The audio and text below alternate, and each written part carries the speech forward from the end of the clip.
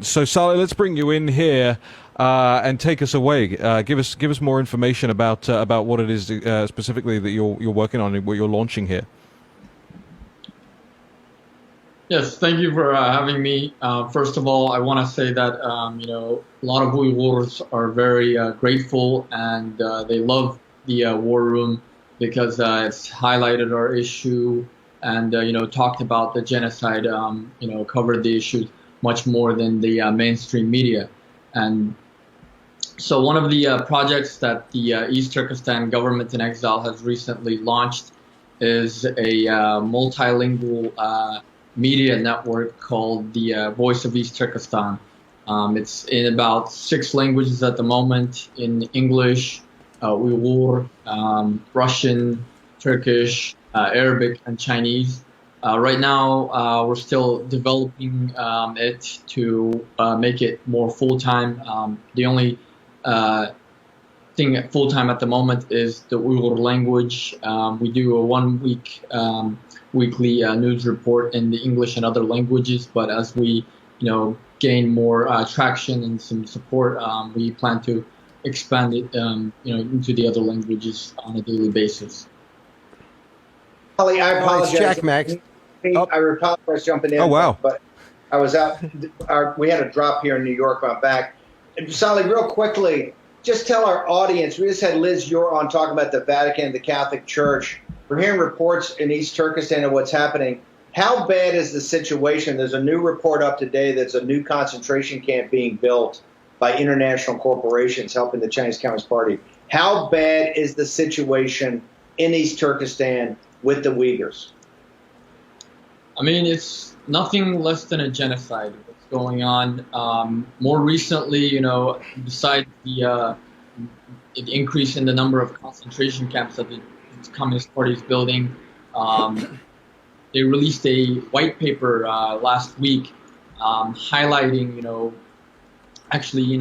praising or whitewashing the genocide, saying that every year from 2014 to 2019, 1.3 million people were sent to, quote, vocational training, end quote, which is a sick euphemism for the concentration camps. We continue to receive more and more leaked videos of Uyghurs being forcibly transferred out of East Turkestan to be used as slave labor in Chinese factories in Chinese provinces. You have the UN Human Rights Council. They might be visiting East Turkestan, and ahead of this, I just received a video earlier today in which the Chinese Communist Party is dressing up Chinese people as Uyghurs to make it look like Uyghurs are living a happy life. Look, here's the question I've got. Where's the UN on this? This has been going on for years. How come they're not there? How come they haven't been all over this like they are in these other genocides throughout the world? And where is the Arab world? Where's the Muslim world? Where are the Turks? Where's Saudi Arabia?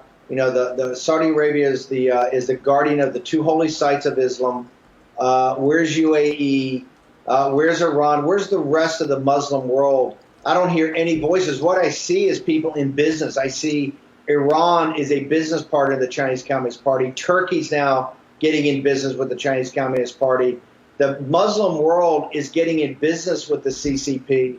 Why have they abandoned the Muslims in East Turkestan? And why is the world not holding them accountable? So the UN has been largely silent. Recently, China announced that it would invite the UN to visit, but ahead of this, they're making these sick changes to portray Chinese people as Uyghurs.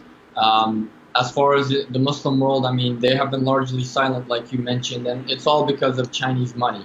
It's all because of the Communist Party's influence and money that it's been given to them. This week, the U.S. House of Representatives passed the Uyghur Forced Labor Prevention Act.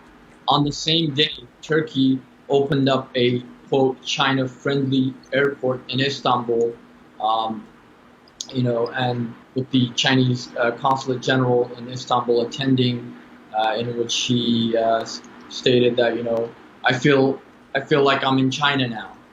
This is the type of sick things that's happening. The Islamic world has largely abandoned us because we don't have any money to offer them, unfortunately. So once again, we got to jump, but tell us, how do we get to the new program, the Voice of East Turkestan? How can people get to it? How do people get to your social media so they can follow you on this topic? So you can follow us on Twitter at Voet, VOET News. And our website is still being developed. It's voetnews.com. Sally, thank you very much for joining us on War Room Pandemic. Really appreciate you coming forward. You're a great hero, a very brave individual. Thank you for having me, Steve. Anybody who stands up to the Chinese Communist Party, I'm telling you, the Chinese Communist Party plays Smash Mouth. That's all they know. We got a couple minutes left. Real quickly, Raheem, give us an update on this, quite frankly, explosive story about information warfare that you're working on.